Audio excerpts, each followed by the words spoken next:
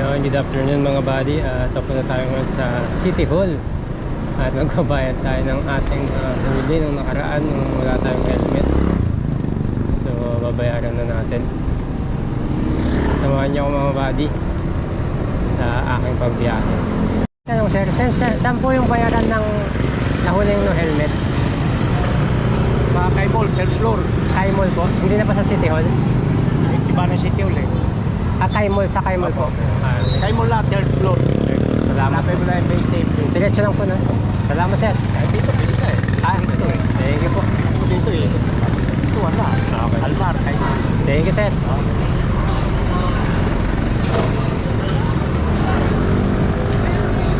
So yun mga buddy, hindi na pala sa City Hall, sa may Kay Mall na pala, third floor. So yun, buti na lang nakapagtanong tayo kasi kung hindi, didiretso ako ng City Hall nito. Yan. Kailangan talaga mga buddy, kasama lagi natin si Magta. Magtanong kasi wala naman nakakaya, lalo at hindi natin alam yung saktong information. Pwede tayong magtanong mga buddy.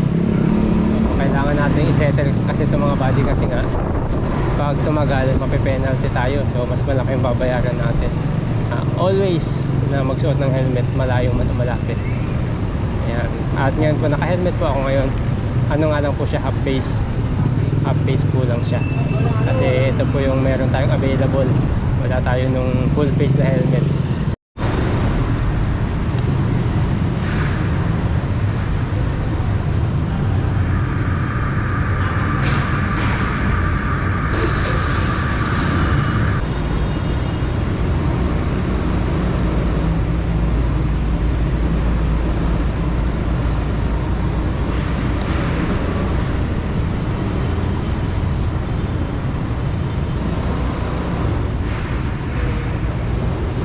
Alright mga buddy, hindi na tayo sa parking. So ayan mga buddy, naka-helmet ako mga buddy. Baka sabihin nyo wala akong helmet. Ayan, so half-face nga lang. So yan, so punta tayo, sana makaabot tayo. So, kahit medyo hapon na. So yan, punta tayo mag-parking. Alright.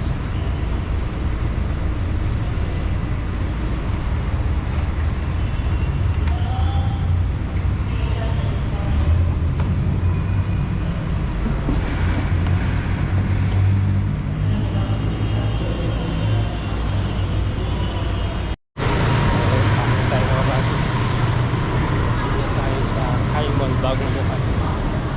Madami saan yung bayaran ng ticket? Ticket? Ticket? Bayaran.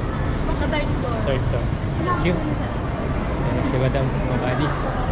Hindi siya makatingin sa akin mga buddy kasi nagpa-vlog tayo. So dito na tayo sa third floor. So nanginginig ng aking 1.5. Kasi nakagdan kasi yan kami. Ma'am, saan yung bayaran ng ticket? Po? Bayaran ng ticket. Saan yun? Dito po. Thank you. Elevator doon po. Pwede na tayo mga buddy. Ito nanginginig na yung 1.5 ko. Ma'am, excuse me, saan po yung bayaran ng ticket, ma'am?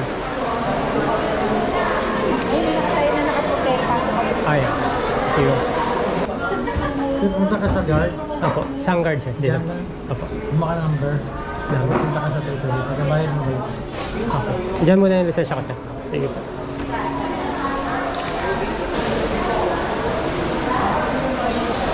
Anong window po, ma'am? Doon na sa TV. Po? Sa TV po. Tingnan nyo yun. Ay, okay. Thank you, ma'am. Ayan mga buddy, nakakuha na tayo ng ating number. Ayan ang ating number. So, nanginginig ng ating 1.5. Sayang mga buddy. Pero kung talaga magsisilbing araw sa atin yung pagbabiyahe na walang helmet. Alright. Ma'am, kunyari nag-lapse po siya ng 10 days. Magkano po yung penalty niyan, ma'am?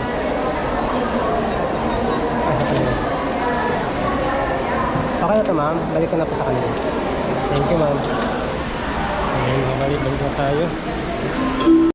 Sir, kunyari nag-lapse, sir, ay, magkano yung penalty yan, sir? Pag nag-lapse yung araw, kunyari hindi mo natubos agad. 5% ng Everyday yan, sir. Oh. Mamaya pre, ating narinig masok. Okay na to, sir. Okay. Thank you, sir. So, alright mga buddy, mabilis lang naman magbayad mga buddy. Wala namang masyadong pila kasi nga para sa mga pasaway, mabilis magbayad. hindi nasayang. Pero at least mga buddy, sabi ko, magsisilbing aral yun sa atin para at least next time, hindi na maulit. Alright, ayusin na natin ang ating lisensya. Yun mga buddy, pauwi na tayo at nakabayad na rin tayo. At naibigay na natin ang ating tulong sa gobyerno. Naibigay na natin ang ating bayad. So, sabi ko mga buddy, magsisilbing aral yun para at least next time, lagi na natin isusot ang ating helmet. Rest tayo sa makiwagang pinto ang bumubukas. O, lipit din yun, censored door. Lipit din. Hindi mo na kailangang itulak-tulak. Pero censored na siya. Basta may lumabas, bububukas na siya. Ang galing. Hindi na tayo mga buddy. Pero siyempre, suot tayo ng helmet.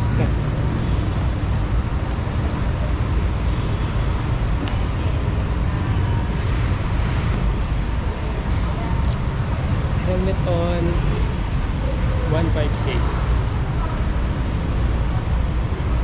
Alright.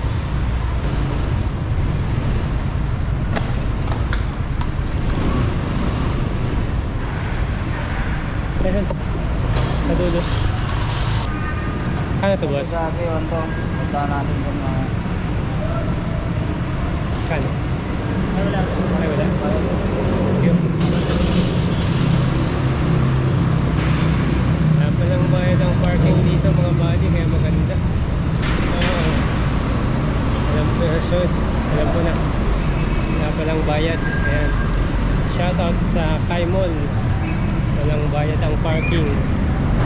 Ayan, bigyan tayo mga buddy.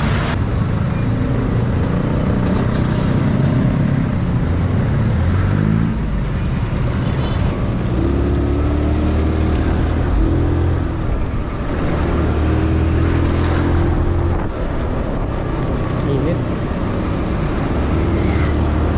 Goodbye, 1-5. Yan mga buddy, grabe pala. Pag nag-lapse pala yung 10 days,